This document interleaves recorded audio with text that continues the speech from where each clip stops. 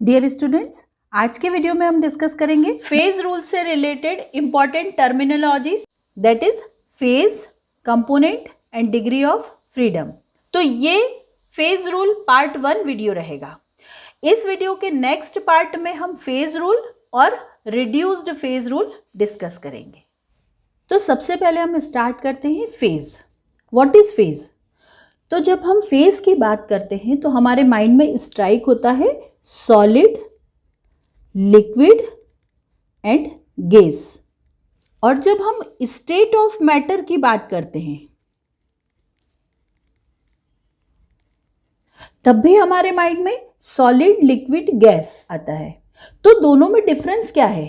क्या state of matter और phase same है? नहीं, दोनों सेम नहीं है।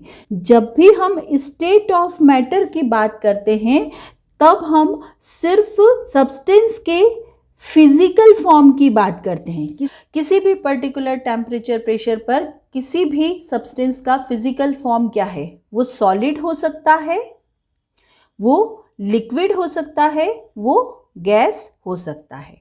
तो ये स्टेट ऑफ मैटर होता है। लेकिन जब हम फेज की बात करते हैं तो फेज में भी सॉलिड, लिक्विड, गैस फेज तो है, लेकिन यहाँ पर हम फिजिकल फॉर्म के साथ साथ हम केमिकल प्रॉपर्टीज पर भी ध्यान देते हैं। यहाँ पर फेजेस में केमिकल प्रॉपर्टीज भी इन्वॉल्व होती हैं। तो सपोज करो अगर हमारे पास एक मिक्सचर है जिसमें सॉल्ट है और शुगर है। इस मिक्सचर में सॉल्ट भी सॉलिड है और शुगर भी सॉलिड है, बोथ आर सॉलिड।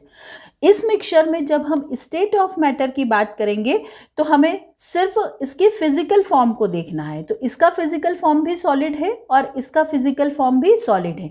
तो यहाँ पर स्टेट ऑफ मैटर सिंगल रहेगी, सिर्फ एक स्टेट ऑफ मैटर हमें मिल रही है, दैट इज सॉलिड। लेकिन अगर हम इस मिक्सचर के फेजेस की बात करेंगे तब हमें केमिकल प्रॉपर्टीज भी देखना होगी।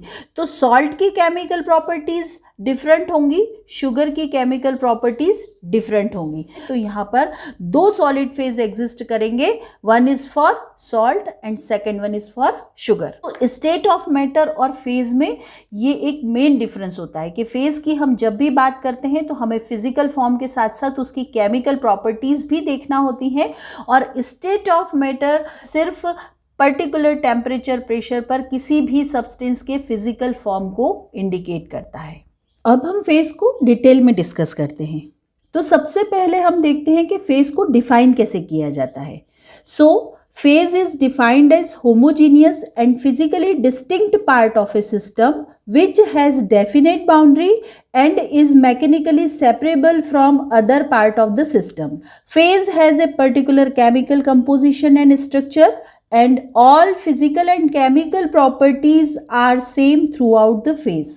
तो in this way we can define phase. अब ये जो पॉइंट यहाँ पर मेंशन किए हैं हम इनको डिस्कस करते हैं। तो डेफिनेशन में सबसे पहले हमने कहा फेज इज होमोजीनियस। होमोजीनियस मतलब एक सब्सटेंस का एक फेज थ्रू आउट सेम होता है। जैसे सपोज करें वी हैव ए कंटेनर और इस कंटेनर में हमने वाटर फिलअप किया हुआ है। इस वाटर को चाहे यहाँ से एनालाइज करें चाहे यहाँ से एनालाइज करें, थ्रू आउट इस वाटर की प्रॉपर्टीज सेम होगी। अगर सपोज करो हमने इस वाटर में शुगर ऐड की और इसमें हमने शुगर को प्रॉपरली मिक्स करके सॉल्यूशन बना लिया, अब ये शुगर का सॉल्यूशन हो गया है। अब अगर हम इसको इस कंटेनर में से कहीं से भी लेकर एनालाइज करें तो हमें सेम प्रॉपर्टीज देखने को मिलेंगी इस सॉल्यूशन की। तो इस तरह के सिस्टम को हम कहते हैं होमोजीनियस सिस्टम, जिसकी properties through out the system same होगी। डेफिनेशन में हमने नेक्स्ट कहा phase is physically distinct part of a system. Suppose करो अगर एक सिस्टम है हमारे पास, उस सिस्टम में दो फेज एग्जिस्ट कर रहे हैं। ये हमारा कंटेनर है जिसमें हमने वाटर फिलअप किया हुआ है और इसमें हमने एक आइस क्यूब ऐड कर दिया, this is the ice cube. तो अब हमें वाटर अलग दिखेगा और आइस क्यूब अलग दिखेगा। तो जब भी हम ऐसा सिस्टम लेंगे जिसमें more than one phase exist कर रहे हैं, यहाँ पर एक लिक्विड वाटर है और एक आइस है, that is solid form of water, तो ये फिजिकली डिस्टिंक्ट है इस वाटर से, इस आइस का फॉर्म अलग है, लिक्विड का फॉर्म अलग है। तो इसीलिए हम कहते हैं किसी भी सिस्टम में अगर more than one phase exist कर रहे हैं तो वो फेजेस फिजिकली डिस्टिंक्ट होते हैं। उसके बाद हमने डेफिनेशन में कहा phase is bounded by surface. इसका मतलब हुआ फेज की अपनी बाउंड्री होती है। तो जैसे ये आइस है, ये इसकी अपनी बाउंड्री है, और ये लिक्विड है, ये इसकी अपनी बाउंड्री है। जहां पर ये दोनों मिलेंगे वहां पर इंटरफेस होगा एक, लेकिन दोनों की अपनी अलग अलग बाउंड्रीज होती हैं। सो phase is always surrounded by boundary. उसके बाद हमने कहा फेजेस आर मैकेनिकली सेपरेबल। तो अगर किसी भी सिस्टम में more than one phase exist कर रहे हैं तो उन फेजेस को हम मैकेनिकल मेथड से सेपरेट कर सकते हैं। मैकेनिकल मेथड्स मतलब जैसे फिल्ट्रेशन, स्क्रीनिंग, सेडिमेंटेशन, सेंट्रीफ्यूगेशन। तो हम किसी भी मैकेनिकल मेथड से एक फेज को दूसरे फेज से सेपरेट कर सकते हैं। जैसे यहाँ पर ये आइस है और वाटर है, अगर हमें इसे सेपरेट करना है तो या तो हम इसे हैंड पिकिंग कर लेंगे, हाथ से उठा लेंगे, लेकिन अगर सपोज करो ये क्यूब्स छोटे हैं और ज़्यादा यहाँ पर क्यूब्स डले हुए हैं तो हम सिंपल फिल्ट्रेशन करेंगे तो आइस क्यूब्स अलग हो जाएंगे और लिक्विड वाटर अलग हो जाएगा। तो फेज हमेशा मैकेनिकल मेथड से सेपरेट किए जा सकते हैं। Next important property is each and every phase of a system has particular structure and fixed chemical composition।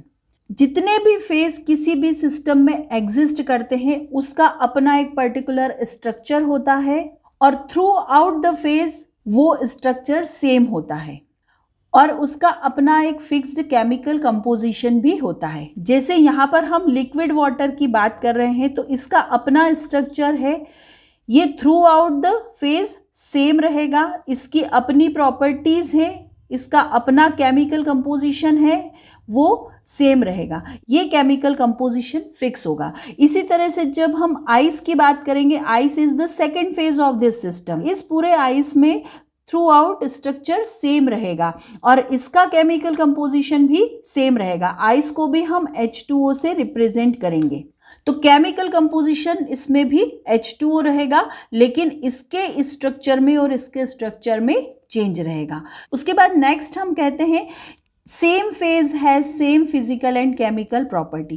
किसी भी सिस्टम का अगर हमने एक फेज लिया है तो उसकी फिजिकल और केमिकल प्रॉपर्टीज सेम होंगी। जैसे यहाँ पर हमने अगर वाटर लिया तो इस वाटर की फिजिकल और chemical properties through out phase same रहेगी। अगर हम आइस की बात करेंगे तो इस पूरे सिस्टम में जितना भी आइस है उसकी फिजिकल और केमिकल प्रॉपर्टीज सेम रहेंगी।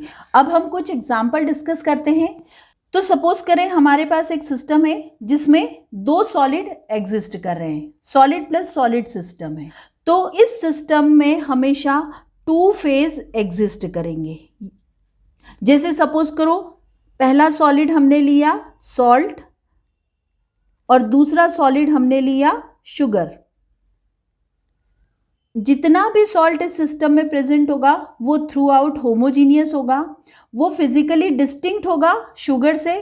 आपको सॉल्ट अलग दिखेगा, शुगर अलग दिखेगी।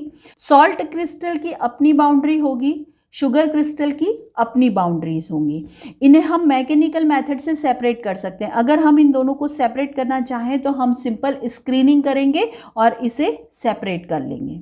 सॉल्ट का केमिकल कंपोजिशन फिक्स्ड होगा, इसका अपना एक पर्टिकुलर स्ट्रक्चर होगा और थ्रू आउट सॉल्ट इसकी फिजिकल और केमिकल प्रॉपर्टीज सेम रहेंगी। इसी तरह से शुगर के क्रिस्टल्स का पर्टिकुलर स्ट्रक्चर होगा, शुगर की अपना फिक्स्ड केमिकल कंपोजिशन होगा और इस शुगर फेज की फिजिकल और chemical properties through out the phase same होगी। तो इसलिए जब भी हम दो सॉलिड को मिक्स करते हैं तो ये हमेशा टू फेज सिस्टम बनाता है। उसके बाद सपोज करें हमारा सिस्टम है जिसमें हमने लिक्विड को लिक्विड में मिक्स किया है।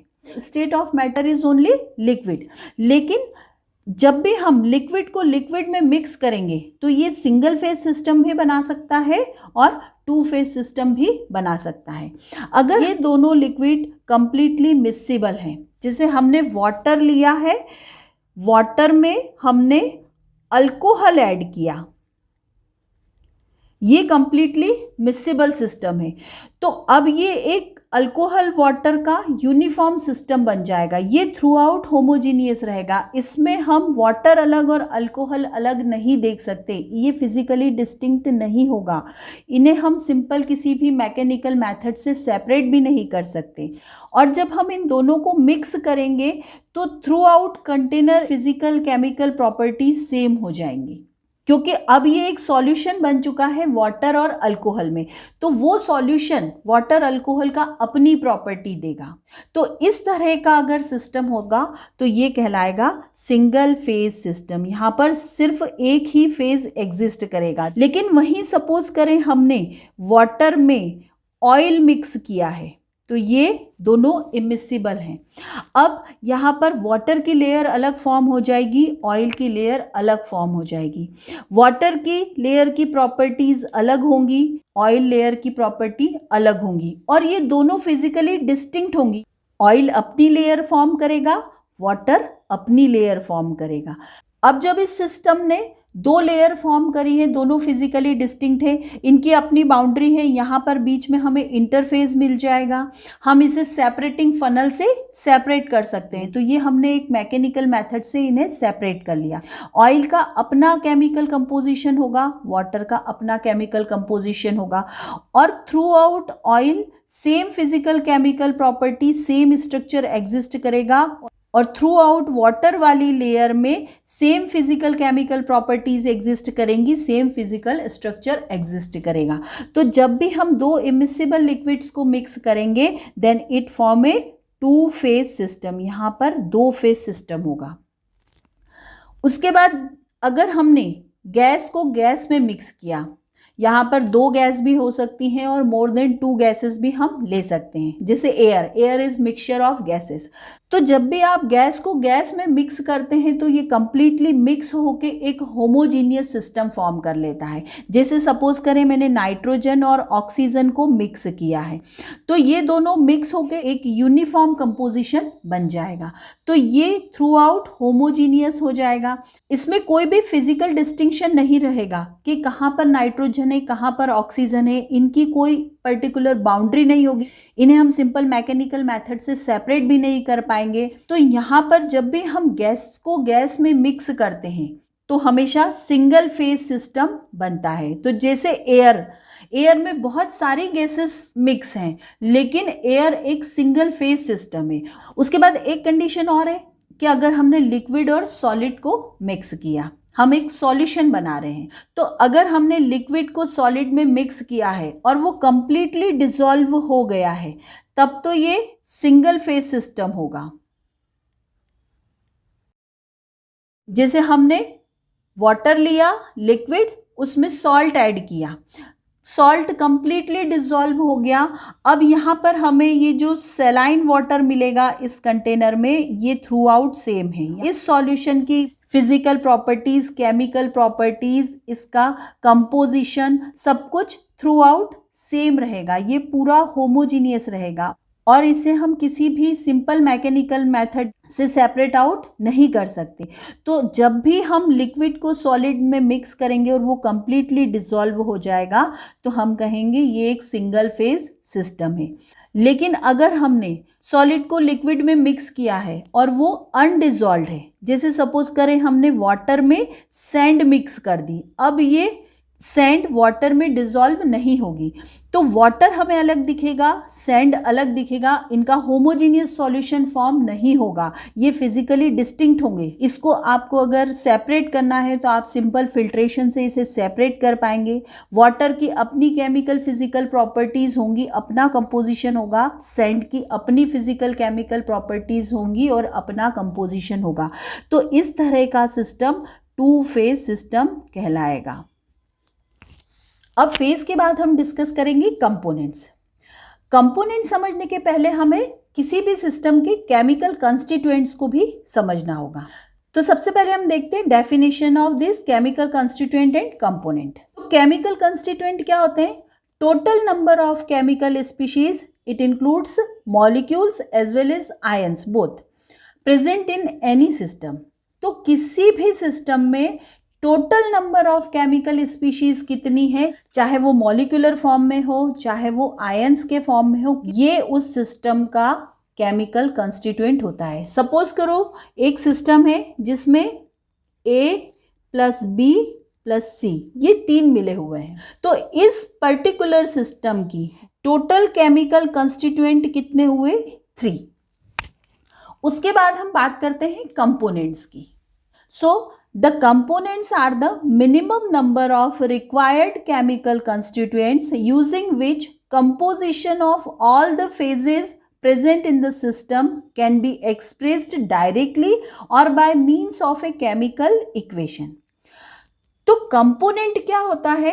आपके सिस्टम में जो केमिकल कंस्टिट्यूएंट प्रेजेंट है उन केमिकल कंस्टिट्यूएंट में से कितने minimum number of chemical constituents आपको रिक्वायर्ड हैं जिससे कि आप उस पर्टिकुलर सिस्टम के कंपोजिशन को एक्सप्रेस करें। या तो आप उसे डायरेक्टली एक्सप्रेस कर दें या फिर आप उसे किसी केमिकल इक्वेशन के थ्रू एक्सप्रेस कर दें। अब केमिकल कंस्टिट्यूएंट में हमने एक सिस्टम लिया जिसमें A plus B plus C है। सेम सिस्टम हमने यहाँ पर लिया A plus B plus C, तो यहाँ पर केमिकल कंस्टिट्यूएंट हुए थे 3। अब अगर हम ये बता देते हैं कि A is 25%, B is 50% and C is 25%। अब इस सिस्टम के कंपोजिशन को बताने के लिए सिर्फ 2 केमिकल कॉन्स्टिट्यूएंट की रिक्वायरमेंट होगी। जैसे अगर सपोज करो हमें पता है A प्लस B, हमें ये पता है कि A 25% है और B 50% है, तो चूंकि मैंने यहाँ पर परसेंटेज वाइज डेटा गिवन है तो C का कंपोजिशन में निकाल लूँगी। तो मैं 100 माइनस 75 करूंगी तो मुझे पता चल जाएगा कि C का कंपोजिशन 25% है। तो इस सिस्टम को डिफाइन करने के लिए इन 3 में से मुझे सिर्फ किसी 2 की रिक्वायरमेंट होगी। सपोज करो मेरे पास A है और C है और B का कंपोजिशन मुझे नहीं पता है, और B का कंपोजिशन मुझे अगर निकालना है तो मैं 100 माइनस 50 करूंगी तो मुझे पता चल जाएगा कि B इज 50%। तो इस पर्टिकुलर सिस्टम के केमिकल कंस्टिट्यूएंट तो 3 हैं A, B, C, लेकिन कंपोनेंट कितने होंगे? 2, क्योंकि इन तीनों में से किसी भी 2 के बारे में अगर मेरे पास इंफॉर्मेशन आ जाती है तो मैं तीसरे की इंफॉर्मेशन को फाइंड आउट कर पा रही हूँ। कंपोनेंट को समझने के लिए हम कुछ और एग्जाम्पल लेते हैं। सबसे पहला एग्जाम्पल हम लेते हैं वाटर सिस्टम का। तो वाटर 3 फॉर्म में एग्जिस्ट कर सकता है। Ice, that is solid form of water, water liquid form of water and vapors gaseous form of water। अगर एक सिस्टम है जिसमें वाटर है, आइस है और यहाँ पर वाटर वेपर्स है, तो इस सिस्टम के अगर हमें फेज बताने होंगे सो देयर आर 3 फेजेस। एक आइस, ये एक सेपरेट फेज है, लिक्विड वाटर ये एक सेपरेट फेज है और वेपर्स ये गैसियस फेज एक सेपरेट फेज है। तो यहाँ पर 3 फेज एग्जिस्ट कर रहे हैं। लेकिन जब हमें कंपोनेंट बताना होंगे तो वाटर वेपर्स को हम लिखेंगे H2O, आइस है तो इसे भी हम लिखेंगे H2O, लिक्विड वाटर है तो इसे भी हम लिखेंगे H2O। तो यहाँ पर कंपोनेंट क्या है? सिर्फ 1 है, H2O। ये एक सिंगल कंपोनेंट सिस्टम है, H2O के अलावा यहाँ पर और कुछ भी नहीं है। So this is a 3 phase system but component of this system is H2O। So this is single component system. इसी तरह से सेकेंड एग्जाम्पल हम लेते हैं सल्फर सिस्टम का। सल्फर रोम्बिक सल्फर हो सकता है, सल्फर मोनोक्लिनिक हो सकता है, सल्फर लिक्विड हो सकता है, सल्फर वेपर्स हो सकती हैं। जब इन चारों को हम एक सिस्टम में कंसीडर करेंगे तो यहाँ पर फेजेस कितने एग्जिस्ट कर रहे हैं? 4। लेकिन अगर कोई हमसे पूछेगा कंपोनेंट तो ये सिंगल कंपोनेंट सिस्टम होगा, क्योंकि रोम्बिक सल्फर को भी हम सल्फर लिखेंगे, मोनोक्लिनिक सल्फर को भी हम सल्फर लिखेंगे, सल्फर लिक्विड है तो भी ये सल्फर है, और सल्फर वेपर्स हैं तो भी ये सल्फर है। तो यहाँ पर सिर्फ एक कंपोनेंट एग्जिस्ट कर रहा है, दैट इज सल्फर। उसके फॉर्म अलग अलग हैं, उनकी प्रॉपर्टीज अलग अलग हैं, लेकिन कंपोनेंट यहाँ पर सिर्फ एक है, that is sulphur. So this is also a single component system. उसके बाद नेक्स्ट एग्जाम्पल हम लेते हैं डिकम्पोजिशन ऑफ कैल्शियम कार्बोनेट। तो जब भी कैल्शियम कार्बोनेट का डिकम्पोजिशन होता है तो हमें मिलता है CaO, कैल्शियम ऑक्साइड, और CO2। यहाँ पर कैल्शियम कार्बोनेट सॉलिड है, CaO सॉलिड है, CO2 गैस है। देयर आर 3 फेजेस, और इन 3 फेजेस में 2 फेजेस आर सॉलिड, एक CaCO3 और दूसरा CaO, और थर्ड फेज जो है वो गैसियस फेज है। तो CO2 थर्ड फेज बना रहा है। अब इस सिस्टम के केमिकल कंस्टिट्यूएंट तो 3 है, CaCO3, CaO और CO2, लेकिन इसके कंपोनेंट होते हैं 2। वो इसलिए क्योंकि अगर इन 3 में से किसी भी 2 का कंपोजिशन हमें पता चल जाता है तो हम केमिकल इक्वेशन के थ्रू थर्ड कंपोजिशन को एक्सप्रेस कर सकते हैं। सपोज करें हमें पता है CaCO3 और CaO का कंपोजिशन पता है, तो इसकी हेल्प से हम CO2 का कंपोजिशन निकाल लेंगे। अगर हम CaCO3 के कंपोजिशन में से कैल्शियम ऑक्साइड के कंपोजिशन को माइनस करेंगे तो हमें CO2 का कंपोजिशन पता लग जाएगा। इसी तरह से अगर हमें CaO और CO2 पता है तो इसकी हेल्प से हम CaCO3 पता लगा लेंगे। अगर हमें CaCO3 और CO2 पता है तो हम CaO का कंपोजिशन फाइंड आउट कर लेंगे। तो यहाँ पर इस सिस्टम के 3 केमिकल कंस्टिट्यूएंट में से किसी भी 2 केमिकल कंस्टिट्यूएंट का अगर हमें पता चल जाता है तो हम तीसरे कंस्टिट्यूएंट को फाइंड आउट कर सकते हैं। तो इस सिस्टम की टोटल कंस्टिट्यूएंट कितने हुए? 3, लेकिन component are the minimum number of constituents which are required to express the whole system। तो यहाँ पर हमें सिर्फ 2 केमिकल कंस्टिट्यूएंट रिक्वायर्ड हैं। अगर हमें 2 केमिकल कंस्टिट्यूएंट पता चल गए तो तीसरे को हम फाइंड आउट कर सकते हैं। तो इस पर्टिकुलर सिस्टम में देयर आर 3 कॉन्स्टिट्यूएंट, लेकिन कंपोनेंट कितने हैं? 2। Now next is degree of freedom और डिग्री ऑफ वेरिएंस। तो डिग्री ऑफ फ्रीडम के नाम से ही हमें समझ आ रहा है कि यहाँ पे हमें कुछ फ्रीडम मिलेगी। तो फ्रीडम किस चीज़ की मिलेगी?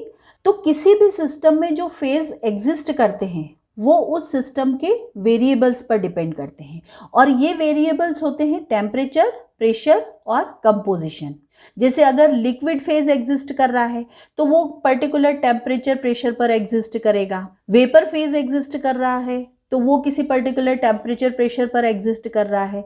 तो इस तरह से किसी भी सिस्टम में जितने भी फेज एग्जिस्ट करते हैं वो टेम्परेचर, प्रेशर पर डिपेंड करते हैं या फिर टेम्परेचर, कंपोजिशन पर डिपेंड करते हैं। अगर इन वेरिएबल्स को हम हमारी विश के अकॉर्डिंग चेंज कर सकते हैं और हमारे सिस्टम के फेजेस डिस्टर्ब नहीं हो रहे हैं तो वो हमारी डिग्री ऑफ फ्रीडम कहलाती है। जैसे सपोज करें कोई एक सिस्टम है जिसमें वेपर्स हैं और लिक्विड है, ये एक 2 फेज सिस्टम हमारा है। सपोज करें लिक्विड फेज एग्जिस्ट कर रहा है T1 डिग्री सेंटीग्रेड पर और P1 प्रेशर पर। अब अगर मैं टेम्परेचर चेंज करना चाहती हूँ, T1 से T2 करना चाहती हूँ, और प्रेशर को भी मैं चेंज करना चाहती हूँ P1 से P2 ATM। अगर मैंने ये टेम्परेचर और प्रेशर दोनों चेंज कर दिए और यहाँ पर ये लिक्विड फेज डिस्टर्ब नहीं हुआ, लिक्विड लिक्विड ही है, तो मेरी डिग्री ऑफ फ्रीडम हो गई 2, क्योंकि मैंने 2 वेरिएबल्स को अपनी विश के अकॉर्डिंग चेंज कर लिया है। अब सपोज करें ये मेरा सिस्टम है जो लिक्विड फेज में है, अभी टेम्परेचर है T1। अगर मैंने टेम्परेचर चेंज किया T1 से T2, प्रेशर P1 है और फेज अभी भी लिक्विड है, लेकिन जैसे ही मैंने प्रेशर चेंज किया P1 से P2 करा, इस सिस्टम का फेज चेंज हो गया, लिक्विड से ये वेपर फेज में चला गया। तो यहाँ पर मेरे पास दो वेरिएबल टेम्परेचर और प्रेशर चेंज करने की फ्रीडम नहीं है।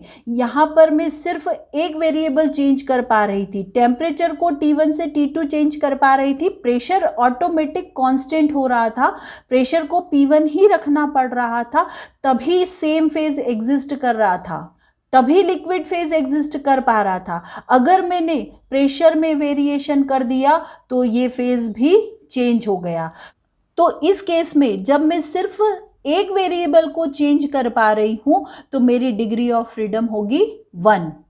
अब अगर कोई ऐसी कंडीशन आ जाती है जहां पर ना मैं टेम्परेचर अपनी विश के अकॉर्डिंग सेट कर पा रही हूं, ना मैं प्रेशर अपनी विश के अकॉर्डिंग सेट कर पा रही हूं, मैं कोई भी वेरिएबल को अपनी विश के अकॉर्डिंग चेंज नहीं कर पा रही हूं, क्योंकि अगर मैं कोई भी वेरिएबल चेंज करती हूं तो मेरे सिस्टम के फेज डिस्टर्ब हो जाते हैं।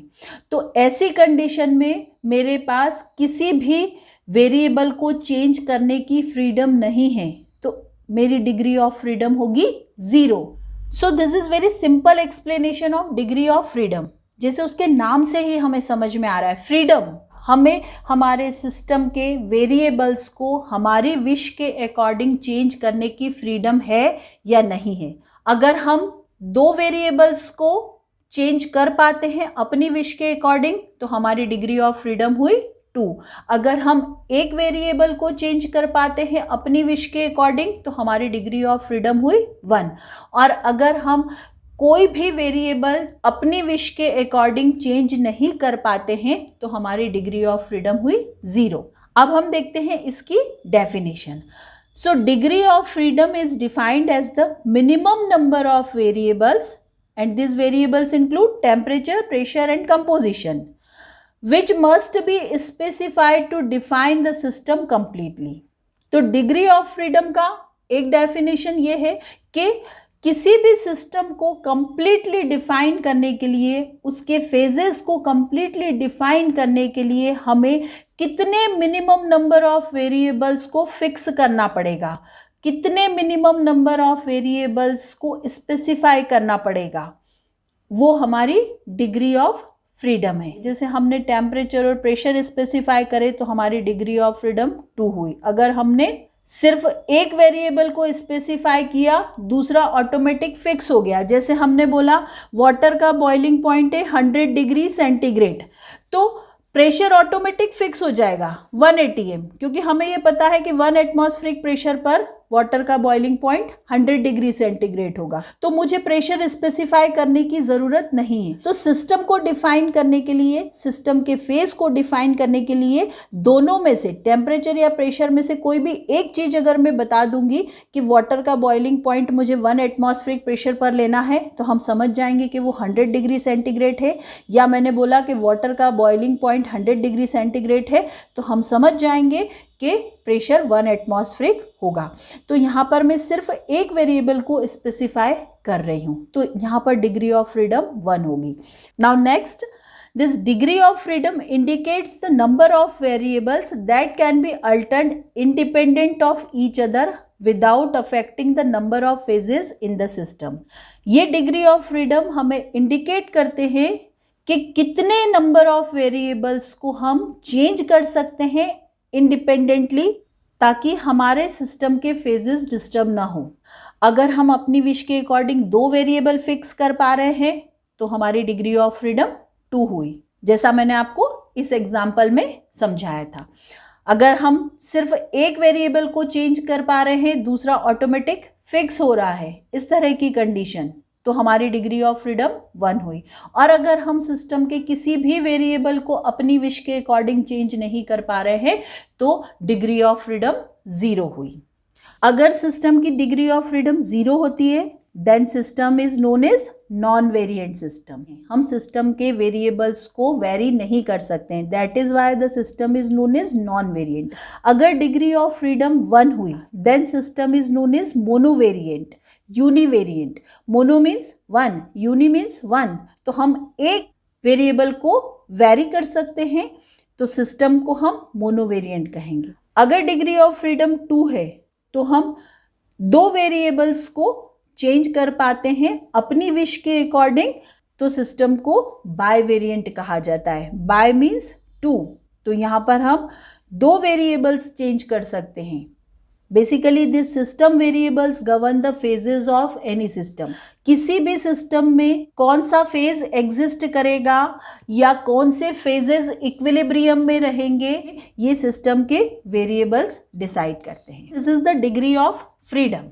So this is all about phases, components and degree of freedom. अपने नेक्स्ट वीडियो में हम phase rule and reduced phase rule को डिस्कस करेंगे।